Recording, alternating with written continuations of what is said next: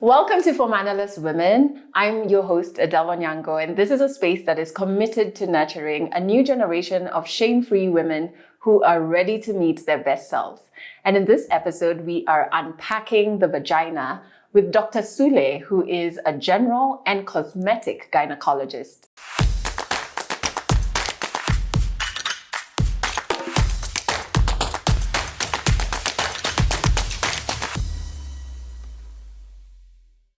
I am so excited to finally have you on the show. I think you've been on the top of my mind since we began For Mannerless Women, because in the conversations about women owning their bodies, we have to talk about the body parts that are taboo to be spoken about. And I love how you tackle misinformation, disinformation on your social media. I love everything you're doing with Alora. So I'm giving you flowers before we begin. And thank you for making time to be on the show with us. Thank you for having me. Yes. So I want this episode to really be a deep dive into vaginas. And I'm so excited because I just feel like in my 30s is when I started being like, hang on, there's no shame around this. Right. There's no shame even around the words, And so a good place to start is, what are some things that fascinate you or, you're always like, wow, when you think about vaginas in just their being? Is it something they're able to do that people don't talk about? Is it the nerves? And what's something that's fascinating around vaginas? I mean, everything. Really everything, which is, the reason why I became a gynecologist to begin with. But really, it is truly fascinating. I think, firstly, most of the women, or actually most people, confuse vagina and vulva and use that interchangeably. So even just to understand what vulva is and what vagina is. Good place to start. Because everybody calls it vagina, even when they're referring to the vulva. So, which is basically, the vulva is the external genitalia, the labia majora, the labia minora, the entrance of the vagina. And then now there's the actual vagina itself, which is muscular tube. But I think, yes, one of the things that you've alluded to that's really interesting is the number of nerves, millions of nerves in the clitoris, truly probably no other body part with that many nerves, so that's really fascinating. The fact that it's a self-cleansing organ, which I love to tell women about. This is not like your mouth where you have to brush your teeth and your tongue because you ate food and now the gunk has to come out. This is nothing like that. Literally self-cleansing organ. So I think that's really fascinating. And of course alludes to how women take care of their, their feminine hygiene. Yes. The other thing that really interests me, just fun fact, is the ragi. Okay. So the vagina is actually ribbed. It's a ribbed organ. So it has furrows, right, all along.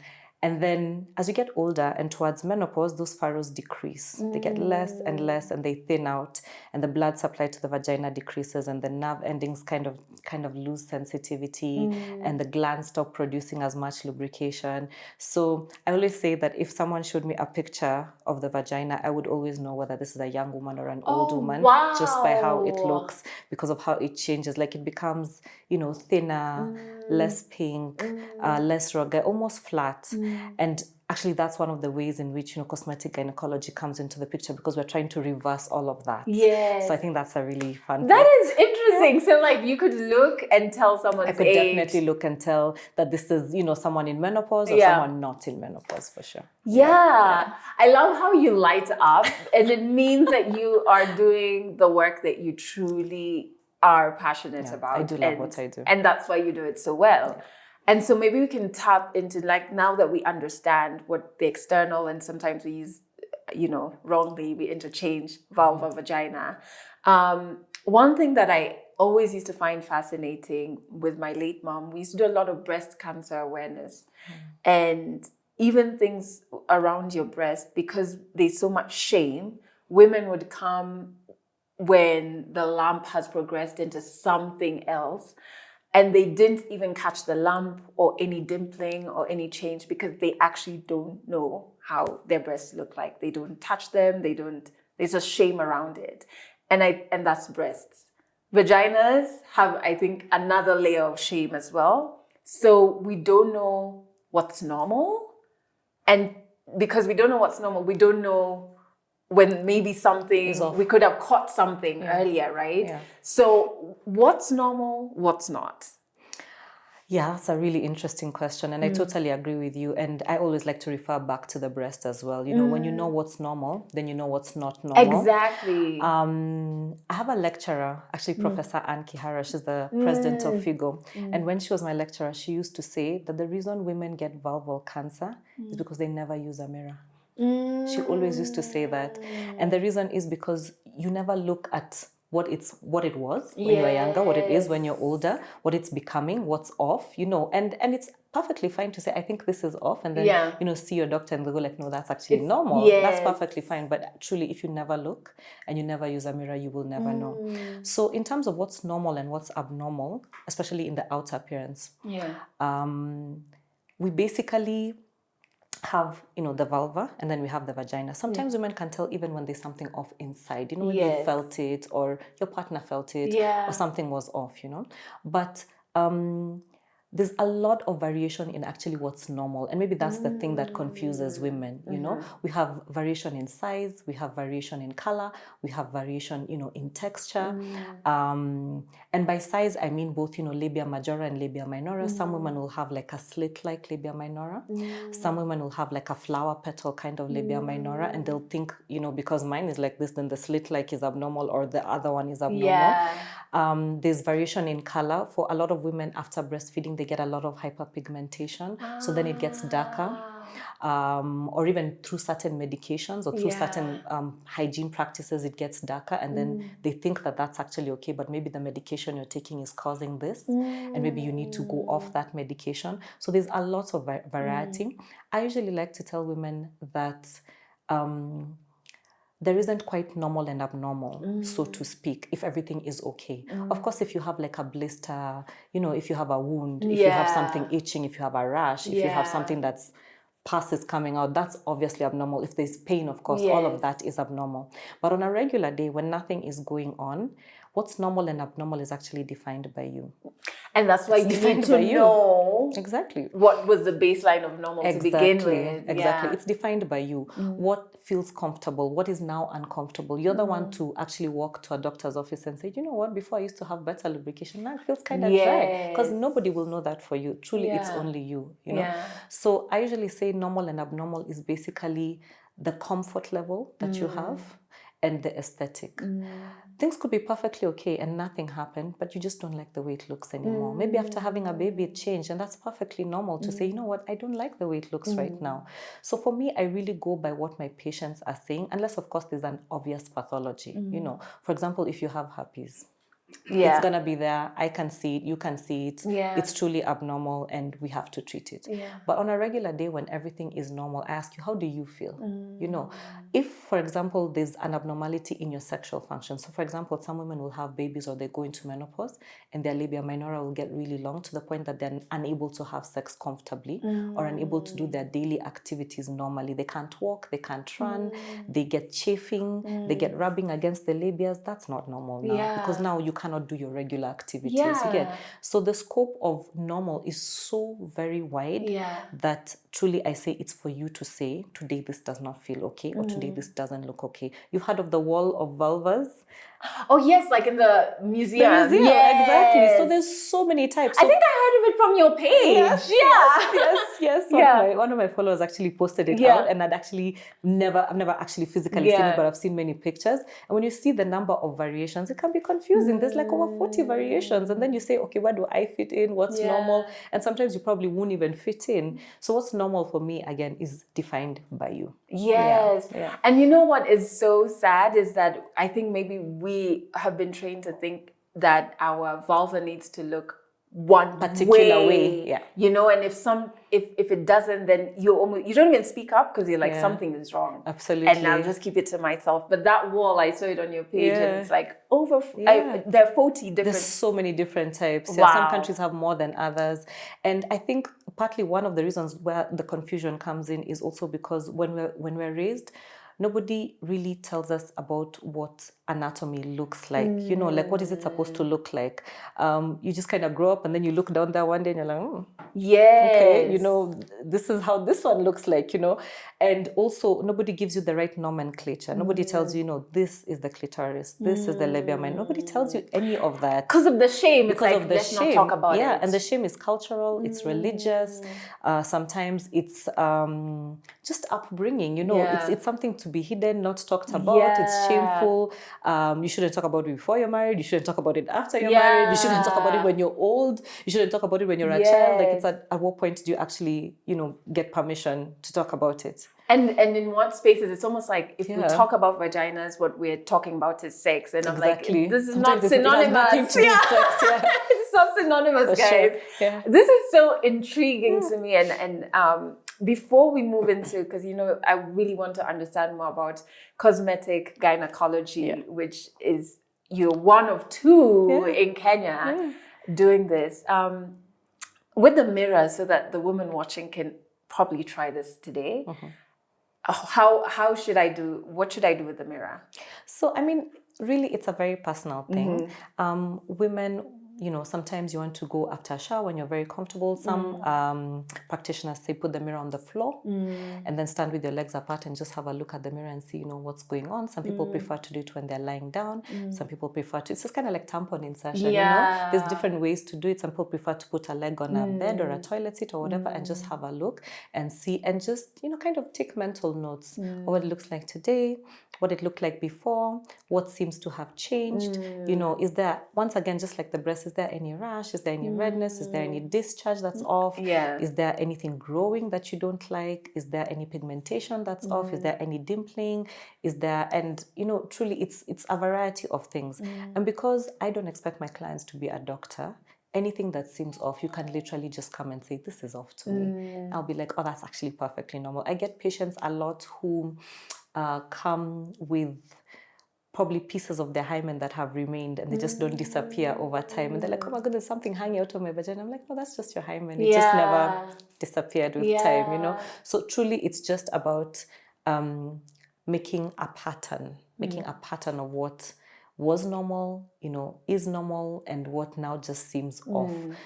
Getting reassurance from your OBGYN is perfectly normal. It's perfectly normal. It's perfectly okay to be told, actually, there's nothing. And I think it's you're exercising that muscle of agency over your body and knowing, right? And then when you come and see Dr. Sule and she says, no, this is normal because you've added more information to what you knew or what you didn't know before. Okay, so now let's get to this thing that I'm completely green on, right? Which is cosmetic gynecology. Right. What is that? Because you are a cosmetic gynecologist. Yes. So what is this thing?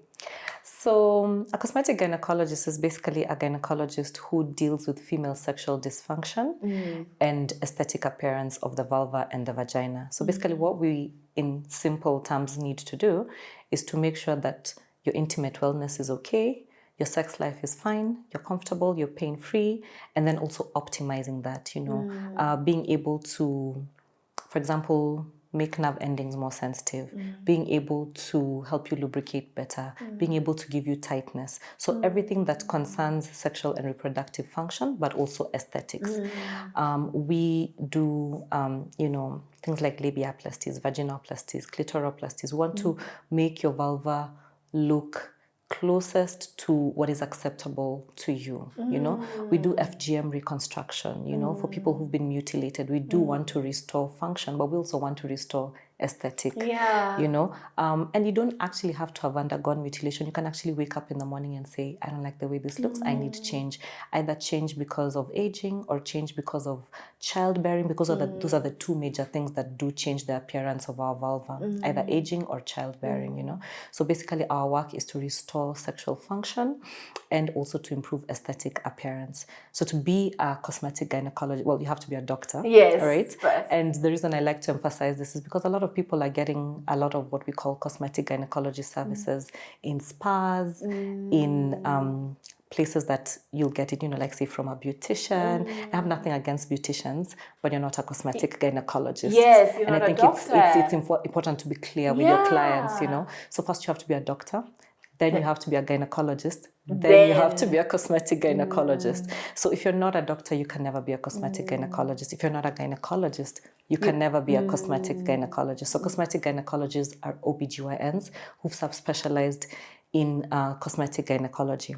Now, the thing about cosmetic gynecology, there's no one main course around the world. It's different procedures that we split into different courses, and then we travel all over the world learning from the best experts. So there's an expert in vaginal surgery, for example, vaginoplasty somewhere, and then you go and you learn under him, and then they give you certification, and then you become an expert in that field. There's experts in PRP, platelet-rich plasma treatment. There's experts in FGM reconstruction. There's experts in labiaplasty. And so it's very many courses that we split down, we break them down, we go and meet the highest expert level, and they train us like by hand. They hold your hand and they tell you, this is how you do it.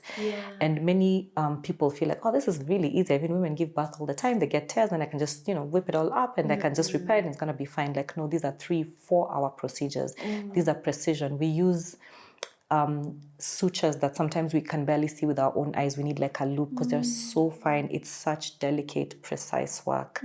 It's like you have to have a very symmetric eye. You have to love symmetry. Like for me, I can look at a vulva and tell by millimeters what's off in terms of symmetry. Like I don't need a ruler, I don't need anything, because it's something that you do over and over and over again. And training, exactly. And your eye becomes very trained in symmetry, very trained. Your hands you get muscle memory of fine work. So it's not just something simple, it's something that people train very long to do. And the reason why I like to emphasize the process is because it's important for you, if you choose to get into cosmetic gynecology as a patient, to know who your provider is. You need to be able to get into, for example, the KMPDC register and see, okay, this is actually a doctor. Let's just start there. And then you can see, okay, this is actually a gynecologist. Okay, this is someone who's trained. So they'll give you all their certificates and all the work that they've done. So for me, mine is like from Dubai and Poland. So happy to give those. They'll show you the before and afters of the work that they've done. Like it's a really important process, just like plastic surgery. You can't just, like jump into it. You can't be a cosmetic gynecologist and be something else. You can be a gynecologist, meaning, so I deliver patients. I take care of their pregnancies. I take care of their babies. I take care of fibroids, of gynecological cancer and all that. But at the same time, my specialty is cosmetic gynecology. So you cannot, for example, be a cosmetic gynecologist and also be a pediatrician. You can only be a gynecologist and a cosmetic gynecologist. So you still do your basic OBGYN stuff, and then that's your subspecialization. So for example, if you're a fertility specialist, there's the basic OBGYN, and then now you specialize in fertility. And so that's basically what cosmetic gynecologists do and what it actually is. This, first and foremost, congratulations, because this is a lot of work. It is. Like, and a lot of time put into training. It is. There's only 2 of you in Kenya. Yes, there's some under training, but mostly it's because it's not a specified registered field in Kenya.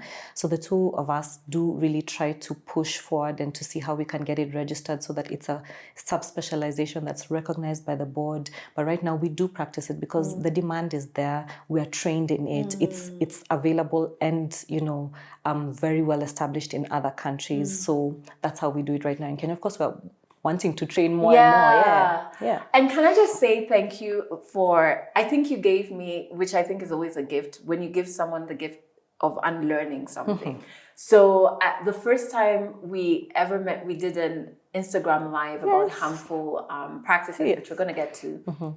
But even in terms of talking about cosmetic gynecology, I think I had a very shame-informed view of like, why would you want to change anything? What are you doing? And like all of these things. And I really had to unlearn and say, not only is it necessary in moments of maybe a trauma-informed moment, if it's an FGM situation or something that went on during pregnancy, but a woman should have the agency to say, this is the aesthetic I want. Exactly. You know what I mean? And have a space that is safe and informed for her to get it. And I really had to be like, why do I think like this? Like, what am I thinking? It's that shame you carry on of like, don't touch the vagina. What are you doing? You know what I mean? And I just actually want to thank you, because that unlearning helped me be like, oh yeah, that speaks to agency, right? But we talked on harmful practices, right? It kind of follows us whenever we're having this conversation. Right. And I've heard of two that were just strange. Okay. I think once I knew how powerful my vagina was, I'm like, please, I'm not gonna put anything in or around that is strange, because like this thing is powerful. Why am I interfering with like how wonderful it's moving? For sure. The first one was, I remember seeing a visual of a woman standing over a burner, and it's like, oh, we're steaming it so that the vagina smells good. Yeah. And I was just like, what is going on? That was the first one I saw. The second one was, one of my female friends said, oh yeah, I've been thinking of going for a vajacial. And I remember being like, what is that? And she's like, oh, it's like a facial, but for your vagina. And I was like, so why? Like, I don't understand. Pertinent question. When I was thinking about when I go for a facial, it's pretty rigorous, right? And there's a reason. And even then, I was just like, wait, but why? What is happening? And for who? Who wants this vagina to look a certain way that you're falling over backwards to please? Yeah. And so what are some of the harmful practices that we're doing outside of vajacials and like the steaming? I don't know what it's called. Steaming? It's called steaming. It's called steaming. Yeah. Well, before I even get into the practices, I think the why. The why is really important, right? There has to be a reason why you're okay, if you're a logical person, there has to be a reason why you're doing something, right? And so a lot of women suffer from real problems, honestly. I'm not going to discount the reason that takes them to those practices, because women experience things like laxity, right? So after childbearing or even with age, you get that there's looseness in the vagina. It doesn't feel the same.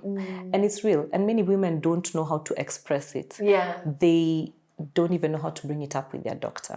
Shame. There's not just shame in admitting it, but also shame in seeking help for it, because you're like, oh my goodness, how am I going to walk into a doctor's office and tell them, I think I have looseness? Like, they'll be like, what? Do you not have bigger problems? So even just the fact that, that kind of issue, but also even being able to tell your OBGYN after delivering that, before the baby, like maybe you are my OBGYN and now things are just different. Yes. Because it may not necessarily be something that your partner may be willing to talk about, because they know that if it is existing, it's happened because of his children, because of the babies that you gave birth to, and they wouldn't want to shame you, they wouldn't want to make you feel bad about it, and they care about your feelings. If it's a good partner, they care about your feelings, so it's not something that you would easily bring up with them. So there's laxity. Some women experience really bad dryness, either because of breastfeeding or because of menopause.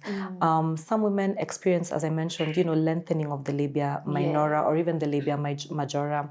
Some women in menopause experience a decrease in the fat content of the labia majora. So maybe initially they were like, more youthful, and then now they're flatter, and now they're, saggy, and they're like, okay, is this a thing? I don't like the way it looks. Especially if you're like a fairly, sexually active person, but even just for yourself, just like, this looks so different. Why does this look the way it looks? It didn't look like this before. It didn't look like this before. And so especially with the feminine hygiene in terms of the freshness, my goodness, it like literally kills me every time, because in the variations of our anatomy, we also have variations in scent. Not every woman smells the same, and there's no particular smell. There's no lavender or rosy or daisy thing. It's not supposed to smell like that. Like it's actually an internal organ, so it's not gonna smell, great. It has a scent, which is not necessarily a bad scent, because when it's a bad scent, that's the time you need to see your gynecologist, because your discharge is off. But there is a scent to it. And let's all be honest, there is a scent to it. Because sometimes I get patients coming like, oh, the scent is so off. It's so off. And I'm just like, actually, it's normal. That's what it is. Actually, this is what it is, especially younger patients who haven't had time to explore themselves, enough. So basically what women are seeking in terms of, harmful practices is tightness, freshness, lubrication. But sometimes some of these harmful practices also promise to treat gynecological conditions, and that's where for me I'm just like, oh my goodness, this is ridiculous. Your period pain will disappear, your fibroids will disappear, exactly. Your hyperpigmentation will disappear, your cysts, ovarian cysts will disappear, and that's so risky. Your periods will become regular with this whatever it is. And I'm like, that is insane. Yeah. None of that is going to happen if you don't seek medical care, because those are serious gynecological symptoms that need serious gynecological attention. So you're not going to get tightness by whatever it is that you're inserting. And so for me, some of the harmful practices that we're looking at is yoni. Yes, we spoke about that in our live. Yoni et al. Yoni and cousins. Yoni and everything that it comes with. I don't know what to call it. And associates, exactly. Yoni oils, yoni sweets, yoni pessaries, yoni inserts, yoni, I don't know, creams, candy. Yeah. Literally. There is candy. Yoni candy. I saw it the other day. I was just like, this is now truly... This is crazy. This is unethical also. Exactly. Because you're really...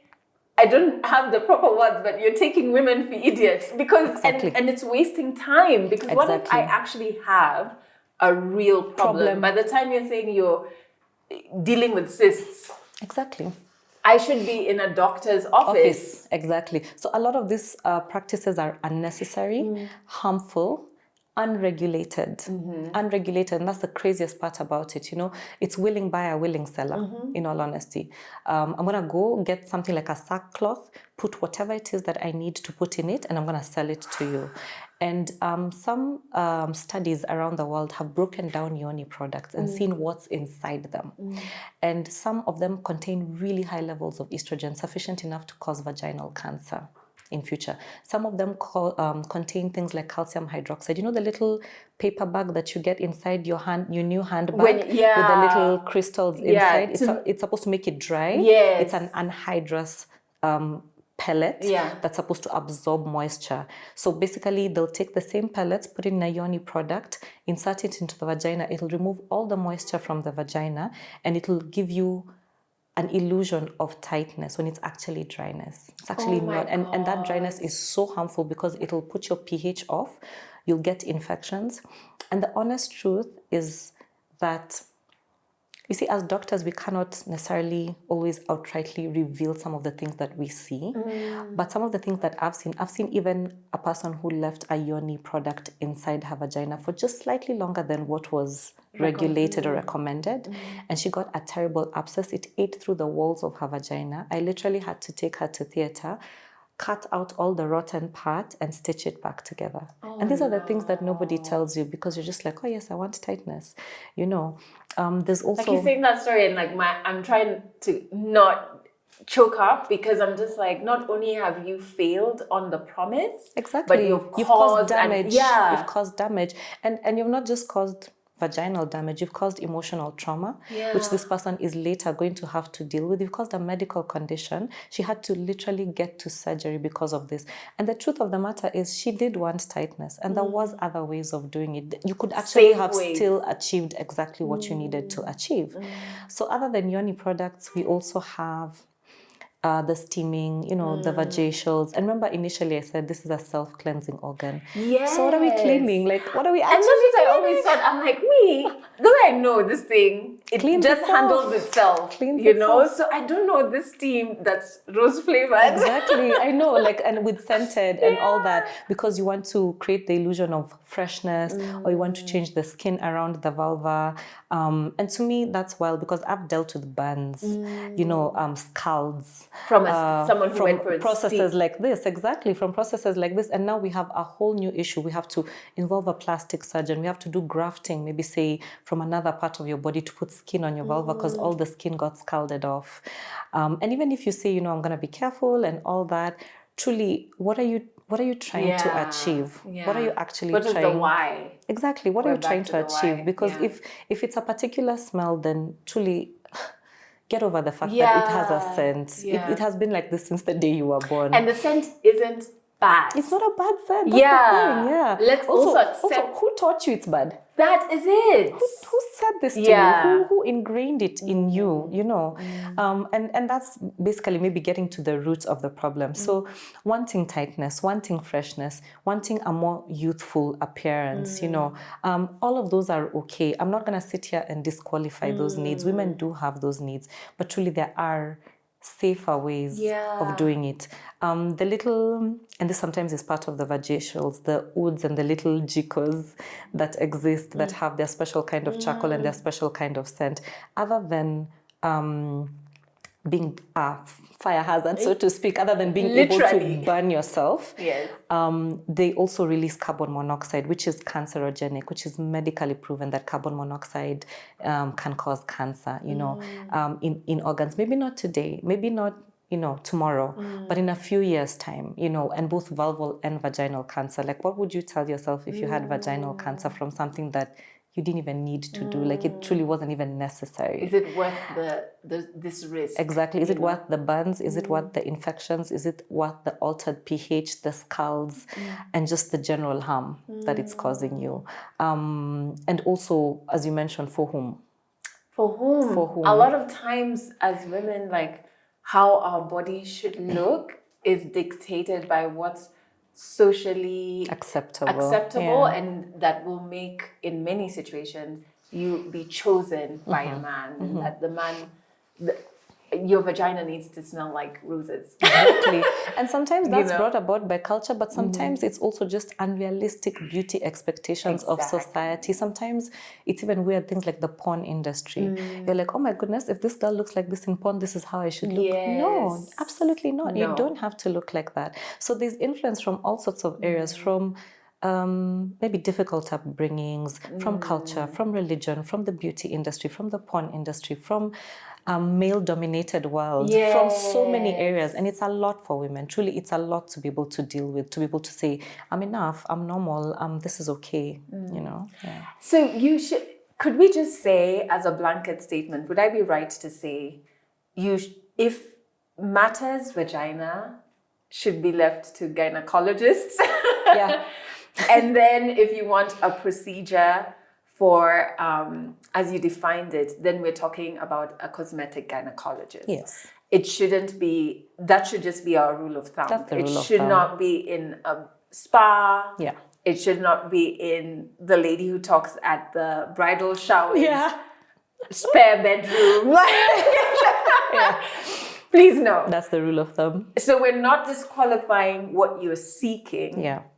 But don't seek it there. Yeah, seek it the right way. Yes. Yeah. So let's talk alternatives, right? Yeah. So if someone is so we've said the scent, man, guys. Let's just accept.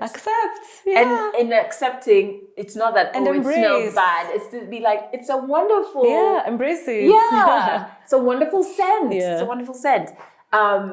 If my issue is aesthetics or tightness, or I'm not getting as wet as I used to, what are the alternatives that can help me address that when I come to see you, Dr. Sule? Right. What should I be listening out for you when you're saying these things? Yeah. So, of course, our consultations generally start with you telling me what you feel is off, right? Because sometimes you just need a reassurance and a pat on the back and this is not a problem. Yeah. But sometimes it's an actual problem. So you being able to describe it to me, like, this is what I'm feeling, and then, truly, if it is valid, then we will deal with it. We also do something called a female sexual function index. So basically what I'm doing is giving you questionnaires that tell me about what your intimate wellness and sex life is like, and we're scoring you because we want to rescore you after our treatment so that we can technically and realistically see that this treatment has caused improvement in what we gave to you in the first place. This is not just like, I kind of feel better. No, we need like solid, points where we can say this was like this and now it's like tracking, this. Yeah, tracking. So it's actually, it's a medical procedure. It's science. And with science, you have to be able to see before and afters of things, And if it's aesthetics, you will be able to see like the surgical work, what a woman looked like before and what she looks like after. So we do give the questionnaires. Sometimes if we suspect that a person may have something like body dysmorphia, we will do an assessment. And if we're not able to, assess very well, we may send you actually to your therapist or to your psychiatrist and say, please come back with this letter saying that you actually don't have body dysmorphia and that I can actually proceed with this surgery. Because you may be one of those people who has body dysmorphia and then tomorrow the surgery will not be enough to want cure more, it. Yeah, because it's not about this. Other even than wanting more, you'll not be satisfied with whatever you get because you have a psychiatric condition that does not allow you to see that this was bad and now it's better. You know, so you keep coming back and you will also see other parts of your body that you don't like. You'll be like, okay, now I need a breast job, now I need a butt lift, now I need this, now I need that, now I need, and it'll never end. You know, so we need to assess that truly. And not all patients need this assessment, but majority do. We are able to kind of tell, like, this person looks like they could have body dysmorphia. And they're just those people who say, look, I don't even actually care what it looks like. I just need it to be tighter because I've had 5 babies. Each of those babies was over 5 kilos. I'm telling you, things are not the way they were. Please return me to factory settings. And then for that, we don't need to do very deep assessments. But we do have to have it at the back of our mind that what if this person actually has a psychiatric condition that doesn't allow them to have this? So those I love that you do that. We have to assess. We have to assess that you're actually of sound mind to receive such a surgery. Not everybody does it, but some people will do it. And not everybody needs it, but some people actually do. And then we go through the kind of procedures that are available. So, for example, if the labias are lengthened, we could do a labiaplasty, meaning we could shorten them. If they're chafing against each other, you can't run, you can't walk, you can't have sex comfortably, truly they need to be smaller. And we get women who have very large ones, you know, extending all the way up to their thigh. Cosmetic gynecology-wise, it needs to be just 1 centimeter and not be way below the labia majora. If it's way below the labia majora, that's a problem. It's going to cause functional issues, and you may not like the way it looks. So that's one of the ways we could alter the length and even the shape, and even the color pattern. Oh wow! Because some women have it, dark at the top, pink at the bottom, and we could even that out by surgery. I didn't know you could do that. It's very you guys are magicians.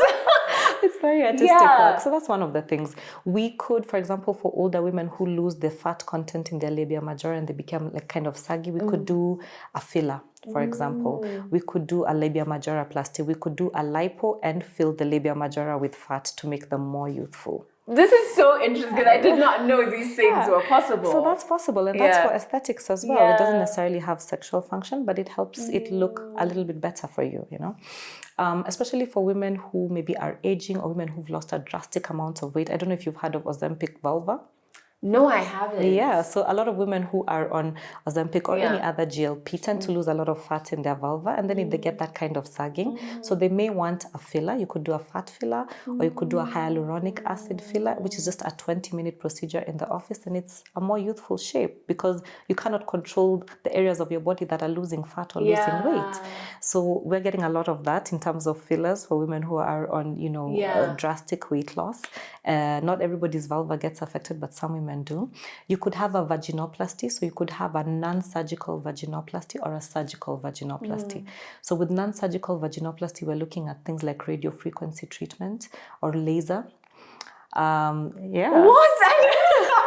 Like I'm just literally like mesmerized by everything that you're saying. Okay. So, like radiofrequency isn't radiotherapy. Radiofrequency is a thermal treatment. Radiotherapy is cancer treatment. So this thermal treatment helps to build collagen in the vagina, build new blood vessels and make the nerve endings more sensitive and make the glands in the vagina start lubricating for themselves. This is a treatment that we like to use for reproductive age women. Basically, we are restoring the tightness and the lubrication, and we're making your body do it for you. Your body starts to produce more collagen. Your body starts to produce more lubrication. The downside of non-surgical treatments is that with time that effect does die down, and then you do need a touch-up, and that's the honest truth of it, because collagen gets broken down systematically in the body with time and with aging, so we need to rebuild it up. But basically, non-surgical, painless, I call it the lunchtime procedure. I was going to ask, I did not know you could like come in, even when you're talking about one earlier, like it's 20 minutes. And, like what? Yeah, absolutely. So, and then you feel the tightness. But the other thing about both radiofrequency and laser is that you get better sensitivity, which is again why I like to really insist that the doctor you're seeing is a cosmetic gynecologist, because they need to not only know how their machine works, but the science of what it's doing to you. They need to explain it to you in a term that you understand that, you know what, I'm building collagen, I'm building blood vessels, I'm going to get better nerve endings, and this is why sex is going to feel better for me. And in 1 year, my body will break down the collagen and I'll make new one through this procedure. And that makes sense. Yeah. You know, and in a safe way. You're even expecting things, you can understand what's happening with your body. Exactly. So they need to understand the physiology behind it, but also how their machine works, because not all machines are the same. Some are radio frequency, some are laser, some are ultrasound based, and they need to know what works well for whom and why. Not everybody's going to get laser, not everybody's going to get radio frequency. And so they need to know that this is for you because of this, because I've studied this, because it's taken me so many years to actually understand what works for you. So some women have had maybe just one baby and they didn't have a really bad tear and their baby wasn't big, and non-surgical treatment works. But women who've had consecutive, very close together, big babies, they do need probably a surgery, because with surgery we just cut out a tiny piece of, well, not tiny, a significant piece of the vagina, and we bring it back together. And so you get, you know, the tightness that you wanted, and that doesn't kind of fade with time unless you have another delivery. So usually I try to tell my patients, you're either, you know, looking to be done with deliveries, or we're looking to redo this after you have another baby, or you're looking to have a cesarean section, because I don't want my very detailed work destroyed. And you're feeling like Picasso, and then you just destroy it with another baby. So there has to be also, you know, indications of why we do this. And then we also do things like clitoroplasties, not just for women who've had FGM, but this is clitoral surgery. Some women have a very large hood for the clitoris, and the way the clitoris works is that if the hood is very large, it protects the clitoris and it doesn't get exposed, and women get really poor sensitivity. So sometimes it makes sense to reduce the hood a little bit, just to have a little more exposure for better sensitivity. Not everybody needs this, but some women have such a long hood that it goes way beyond even their labia majora and minora.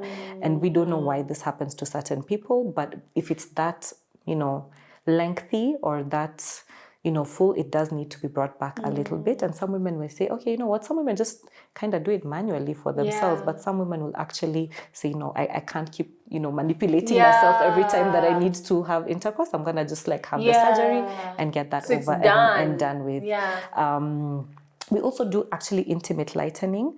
So even the hyperpigmentation that comes, that people go to that people the are spas, doing the creams and spas and all that, that's actually a cosmetic gynecology procedure, because what we do is we have special preparations. It's like, well, right now Africa isn't producing them, so we get our products from Europe, mostly like Spain, Sweden, and then it's a 7-step process. It's a 90 days process. Like 7-step in the clinic takes 4 hours, and then another 90 days at home. So we're monitoring, we're taking photos, we're seeing that it's getting lighter, we are testing your skin before. Like, it's such a process, not just apply this cream.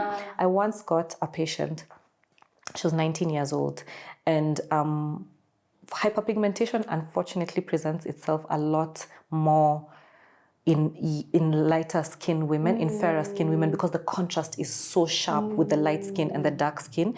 Not that darker skin women don't get it, they do get it, but it's just not as visible and it's not as obvious. And so she went and she got this intimate lightening cream, and I took photos of it because it literally shocked me. No name, no manufacture date, no expiry date, no contents, no regulatory, nothing.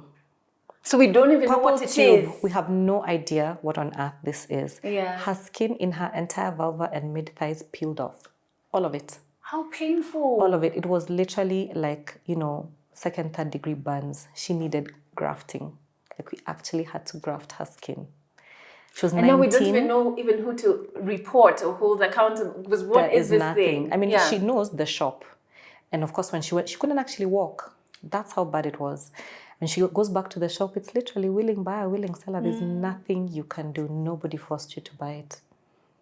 This is unregulated substances, you know, nothing. I remember looking at the tube. It had a name. It was a foreign name. But I'm like, this means nothing. It could mean, I don't know, flour. Or sky. And also, we don't know now the ingredient. What are we dealing with? We don't even know because when we know the contents, then we know the antidote. Yes. You know, so if it's like hydrogen peroxide, then I know what to do. But if there's no contents, no manufacture, no, this is a product of X country, nothing on the tube. And I'm 100% sure she's not the only one. Yeah. So all of this is available. It just needs to be done in a regulated manner. For women, for example, who want tightness, because cosmetic gynecology procedures are expensive. Yeah. Kegels are free, you know? I was telling you about this. This TikTok lady. Yeah. I think she's a gyna in the States. Oh, and she does this like Kegel exercises. Aerobics. And it's aerobics actually, because you're just sitting at your desk and no one knows. And she has a song playing, and when she does this, it means hold. Yeah. So she'll do with a beat. So you're there like typing, and you're there like. When I stumbled upon her, and then I followed her because I just thought this is such a fun way for us to do this thing. Absolutely. And it's a lady leading us, and we're having fun with it, and it's free. And it's free. That's the most important thing, because every time I give this information, people say, well, all this stuff is so expensive. And that's the truth. It is the honest truth. Cosmetic gynecology is not accessible to everyone. But there are things that you can do that cost less and that are free. But most importantly, it needs to be safe, because this is the most intimate part of your body. This is not the time to be skimping out on stuff. This is not the time for, I'm going to take this cheaper option. No. Because is the cheaper option really cheaper? Because it's the harmful option. It's harmful, and then you're not seeing any change. So you keep buying and buying and buying, even if you're the one who gets away with maybe not getting an infection, whatever, which is also an expensive side. But even here, you're buying and buying and buying, and it's valid. What you're seeking is valid. So perhaps it's just like organizing yourself and saying, okay, Dr. Sule, I think I can only see you in 2 years. Exactly. Yeah, absolutely. Yeah. And so there's something I was saying before I got into the this. Kegel exercises. The Sorry, Kegel. I went to the TikToking gynecologist. Yeah, so Kegels are free. Yeah. I love telling my patients, after they've had a vaginal delivery, or even if they haven't, Kegels are great. The science behind Kegels is a little bit tricky, because you need to do so many for you to, just kind of like be back to where you were before baby, for example. So scientifically, it says you need about 3,600 Kegels a day, which is a very difficult number to achieve, and that's scientifically. Of course, most people won't reach it, but I'm going to say like, do what you can, do what you can. Nowadays, we have special pelvic floor chairs. Okay. It does 11,000 Kegels for you in half an hour. What? Yes. This is better than my TikTok. And it's non-invasive. So you just sit fully clothed on your chair, and it does it through magnetic energy, and it just does the Kegels for you. You do your 30 minutes, and it helps not just like with your Kegels, but generally with your pelvic floor for women who have mild urinary incontinence. Yeah. It helps that as well, because it's strengthening the whole pelvic floor. It's not isolating particular muscles. So that's another thing. Fine, yes, still costs. Yeah. But it's better. An option. Nobody cut you up. Nobody inserted anything. You sat on a chair fully clothed, and you're good to go. So this is so interesting. These are things that I did not know all this exists. Yeah, so those are the alternatives that are that are available. So no need to harm yourself. No need to go for something because it's cheap, or because your friends spoke about it or whatever. Just I feel like the most intimate part of your body, give yourself the best. Yeah, and I think also the shame leads us to this buying these things undercover, the desperation. Yeah.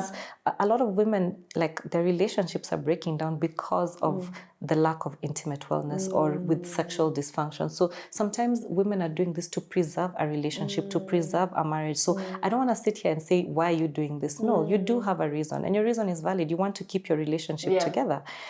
But this is actually something that could potentially break that relationship even further. If you're having and break you and your mental health and just your general well-being and even your self-esteem, how you view yourself, you could really regret it afterwards. And then that's another thing that now you're trying to, sort out and rebuild afterwards. Like, is it actually, worth it? This is so interesting. And I think it also speaks to this, a podcast I listened to some time back, and we spoke about it in the last season. We had Dr. Kenya, who all the incredible Kenyan female doctors always mention the other. They're like, and so she mentioned you. And we were talking about Halle Berry was speaking about estrogen creams, right, and wanting to enjoy sex even in her age, menopause, right? Yeah. I think she's 59 now, right? Yeah. And I remember being like, why? First, it's it's almost frowned upon to enjoy sex as a woman, or to know what you like, or to seek sex as a woman is like frowned upon. And so even conversations around, I want maybe this procedure because maybe after kids or whatever the case is, I'm not feeling the sensations. The same way, I want to enjoy it. It's important. You know what I mean? I think even that affirms like, and when you go to the doctor, there's no shame. It's like, we want you to enjoy the things you want to enjoy. How do we get there? And so I think it's really important even just having these conversations to affirm that, and also to affirm the alternatives. You don't have to do something that's gonna lead you to theater. We're having burns, you can't walk, like please. These are the options. There's something you talk about that is very interesting. Intimate wellness. Did I get it right? Yes. What is that? If you define that, what is that? I'd say it's when a woman's intimate life is in order. You know, it's a pain-free, comfortable, confident space in terms of how she explores intimacy. Regardless of her partner, within herself. It's basically, you know, my intimacy is in order, which a lot of us, you know, probably don't enjoy. A lot of studies have said that, and these are Western studies, but these are not even like African studies, that about 60% of women can't actually have an orgasm. Yes. And that is crazy. And these are people who actually went and reported to a doctor. So how much is unreported, right? And in the little percent that's left, women still will probably not understand even the kind of, you know, orgasm that they have, you know, whether it's vaginal, clitoral, both, you know, penetrative, non-penetrative. So intimate wellness is such personal ownership. It's you understanding, you know, is my intimacy truly in order? Am I pain-free? Am I comfortable? Am I confident? Am I enjoying this? Because it's not mechanical. We're not doing it for the sake of doing it. We're doing it to get some form of enjoyment. So for me, is that process in order for you? And because for women, our intimate wellness is so multifaceted. It starts in our mind. You know, like when you're stressed, you could literally be thinking about your washing machine during sex. You know, it's like, this thing is not working and I didn't get my laundry done. Or my boss wants this from me, or my child wants the following. And you have to be like, oh wait. So for us, it is in the mind. And for men, that process is a little bit more straightforward. For them, their issues are much less. You know, they have erectile dysfunction, they have premature ejaculation, and that's more or less it. For us, it's so many things. It's sensitivity, it's dryness, it's you even know, social, it's social, cultural, right? Exactly. It's just so multifaceted. So when all those facets are in order, then you can say truly I do have intimate wellness. And when either of them is not, then you can present it to whomever is relevant, you know, whether it's your doctor or your therapist or whomever. And you should be able to present it at any age. One of my oldest patients is 88. Oh, that's wonderful. And she comes with her husband. That is so adorable. And she comes for actual cosmetic gynecology treatments. And every time I tell people this, they're like, oh my goodness, are they actually like having sex? And I'm like, yes, and they should. And they should have it in an enjoyable way. You know, and so, and one of my patients once told me, she said, you're a gynecologist for all seasons. I'm like, you know what, I am, because I have teenagers and then I have the 88-year-old. That's so wonderful. And it just means that for every area of your life, you need to be able to connect with your gynecologist and enjoy that area, whether it's pregnancy, whether it's delivery, whether it's even a hysterectomy because your fibroids were giving you issues and now you actually want just relief from that. You know, for all the seasons, you should be able to enjoy, you know, your reproductive and sexual health to the fullest. Truly, you should be. It's not an age issue.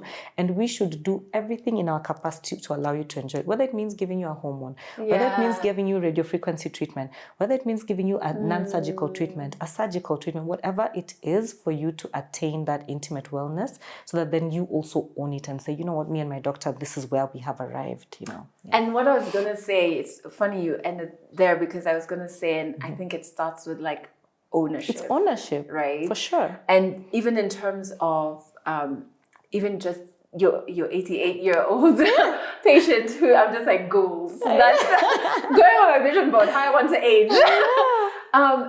It's that there's no, you should want to enjoy things. And even when I know the vagina is expansive beyond sex, but even with sex, it's that you should own the process. Yeah. It's not for someone else. Yeah. You are also part of the process, so Yeah. you should enjoy it. Yeah.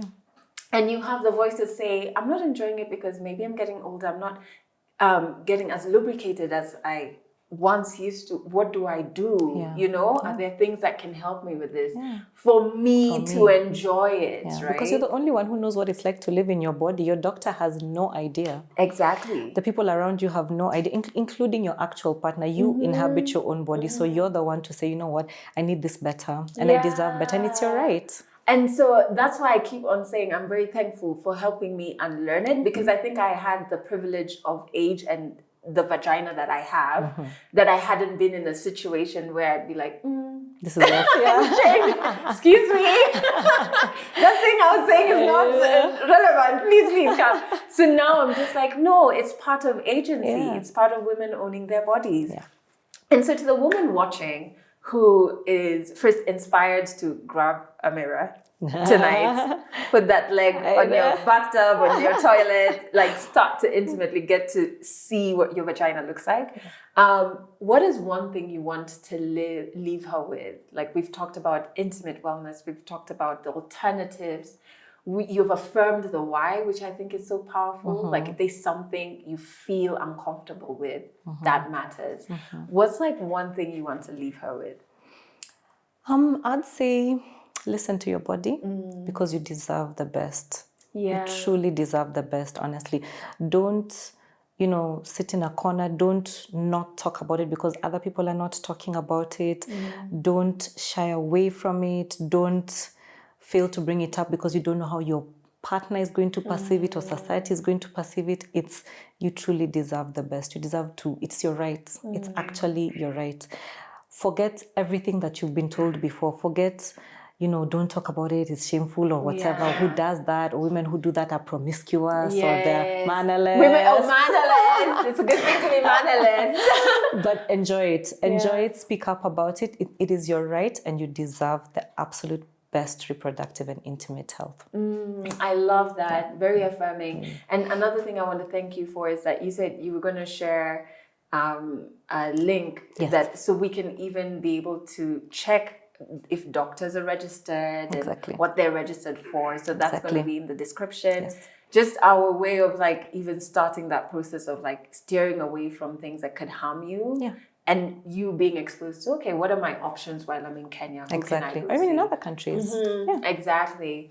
And of course, we're also going to share all the links for how you can connect with Dr. Sule and the incredible work that she does. So whether it's you just want to follow her because she shares such educational things, I'm just like, wow, you've made it so simple for me to understand what's happening here. Or, book a session with her to go for a consultancy and see the incredible work she's doing, even in changing what the pregnancy journey is for women in Africa. Yeah. Incredible work you're doing. Thank you so much. So I have to thank you for all that work and for coming on the show. Thank you for having me. It's been amazing. I really appreciate the space that you've created for women just to be able to understand themselves. Very few people, kind of push the envelope like that. Women have a lot of conversations around, themselves and their health and, what's right and all, but not like this. Yes, but I think it's so fun. You. Vaginas are it. You're doing amazing things. Thank you so much. And I hope you enjoyed this episode. If you have, make sure you share it with another woman in your life who is on her way to mannerlessness. And check out the description for all the links that I just spoke about. And don't forget to subscribe as well so that you do not miss the next episode.